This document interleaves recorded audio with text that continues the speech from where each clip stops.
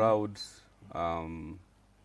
as a CEO who was action-oriented, because when I was serving in KETRACO as a CEO from 2015 up to 2022 January, I was able to make decisions, very hard decisions. One of the biggest challenges when CEOs are serving in parastatals is not being able to make decisions. But I'm proud because there are some transmission lines which had actually stalled. But I was able to guide through my team by making very hard decisions.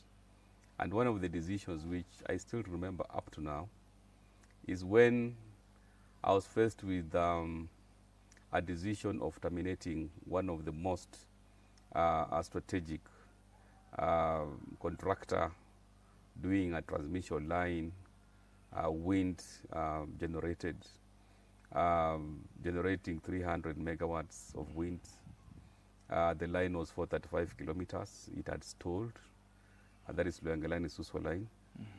And of course, the bigger thing is there were penalties which could accrue to the country because of the delay pursuant of the PPA that was signed by Kenya Power. And the off-take at that time, it was Lake Turkana Winds.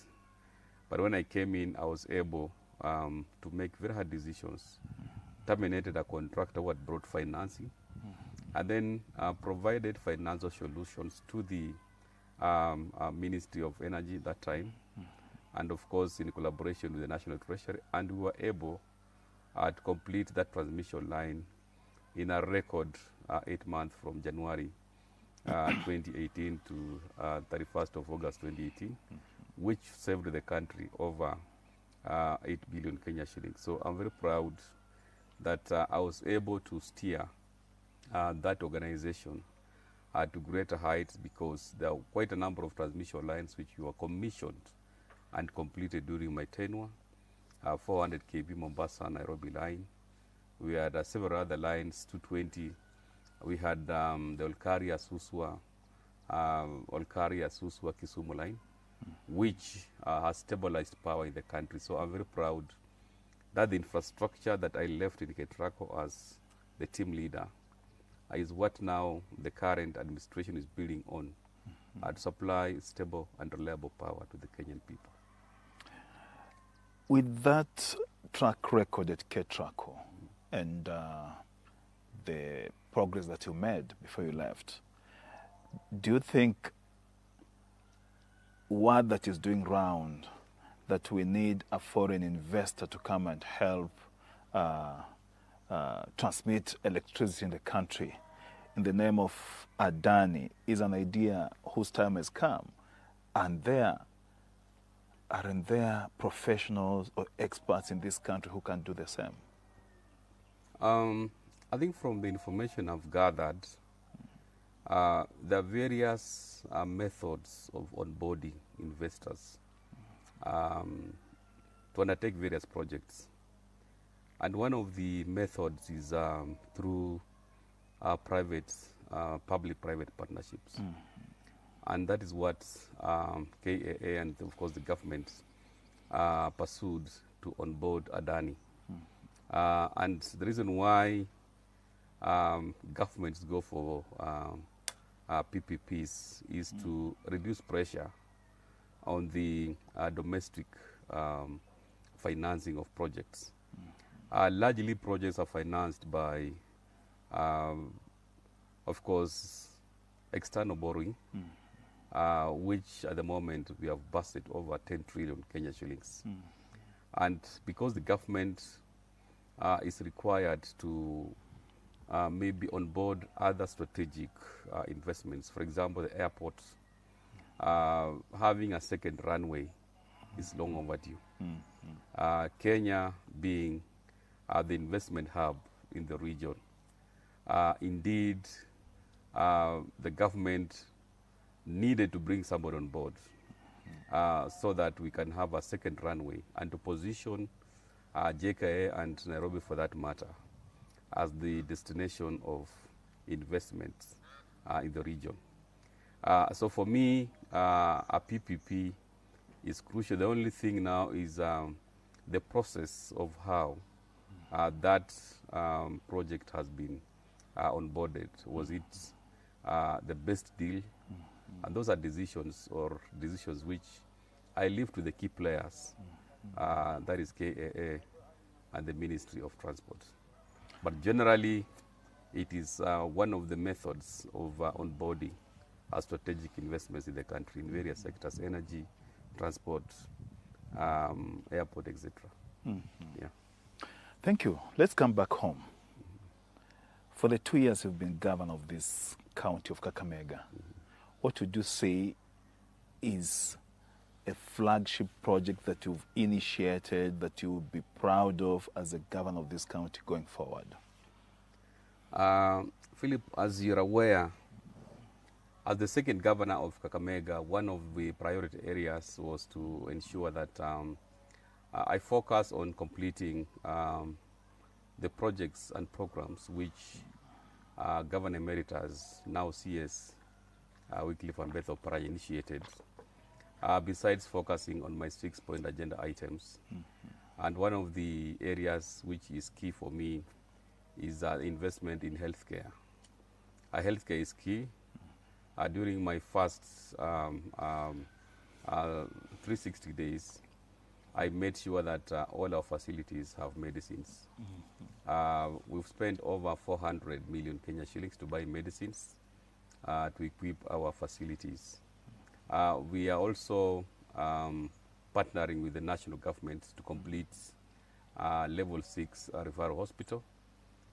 This is going to be the biggest referral hospital in the country once completed, because it has a bed capacity of 750 beds, bigger than KNH. I've also made sure that on the area of agriculture, food security is very crucial in Kakamega County. And Kakamega being a county that depends on rain-fed agriculture, I've made sure that our farmers get subsidized farm inputs. We spent over 700 million Kenya shillings to buy subsidized fertilizer, 240,000 bags, which we are selling to farmers at affordable prices. And right now, farmers have actually experienced bumper harvest in Kakamega County, courtesy of the program that I put in place on food security. On matters infrastructure, we have started, of course, doing very strategic roads. So far, I'm implementing 12 bitumen roads. There's a road in Lugari, that is Lumakanda Manyonyi, around 12 kilometers. We have already tarmacked almost 4 kilometers. There's this road here from Marambe going all the way to Mumias East. It's around 20 kilometers, which we are tarmacking. We have a road in Mumias West, that is Mumias Town, Matawa in Dangalas. Yeah, it's being tarmacked. We have a road from Matungo, Galo, it's already tarmacked. We're just finalizing a few finishes so that we commission. When you go to Lurambi, there's a tarmac road we are putting from Mayakalo, Nyayo T-Zone up to Shivakala in Shurere. Again, is being tarmacked. Overally, we are tarmacking roads of almost 200 kilometers within the last 2 years. We have also focused more on maintaining roads, despite the fact that we're having challenges on RMLF. As you may be aware, the National Assembly has never released our RMLF, that is road maintenance levy, for the last 3 years, amounting over 30 billion. So we have to dip into our budgets to maintain our roads. I have progressively invested a lot in matters education. The bursaries to our secondary school and polytechnics, we doubled from 2 million to 4 million per ward. So we have released actually 240 million Kenya shillings, that's for bursary. And then scholarship programs for university students. In partnership with Access Kenya, we have released over 80 million Kenya shillings. There are various bridges that I've done and completed. When you go to Lurambi, we have a bridge in Shitao that is completed, around 15 million. We have a bridge in Mumias East that is completed, in fact 2 bridges. Nyaporo Bridge, and then of course Petros is completed. When you go to Malava, we have the Manda Bridge is already completed. Chevoso Bridge is completed. So there are various bridges which have completed. On matters water, we have a clarion call of Amatso Muriango, making sure that we have water at the doorstep. In every ward, I've put in 4 million shillings from the 20 million ward flagship projects, which is focusing basically on water, education, infrastructure for that is roads through the maintenance, and we're also supporting our border borders by putting border sheds, which is a big thing. Lastly, on social development, as one of my key pillars, I've made sure that we've employed youth and women. We have a program called County Youth and Women Empowerment Program, where we have employed over 3,000 youth in Kazi Mashinani, 50 in every ward. Recently, we had a pass out of county marshals, 200 of them, who will go to support our revenue collection. We have a potential of collecting over 5 billion Kenya shillings in Kakamega as on-source revenue. So by onboarding these county marshals, those are going to facilitate the enforcement and ensure that we have integrity in the process of revenue collection. So there are quite a number of programs which I've highlighted, and all these I'm working very closely with my members of the County Assembly of Kakamega. Thank you. A fortnight ago, I hosted the governor of Siaya, the Honorable James Orengo, on this show, and he said he's working round the clock to ensure that Siaya becomes an agricultural hub in the region. What are you doing to boost or give morale to our farmers? Because this is basically an agricultural county, to ensure that they produce quality produce, farm produce from the farms that can be exported to other parts of the country and even outside the country.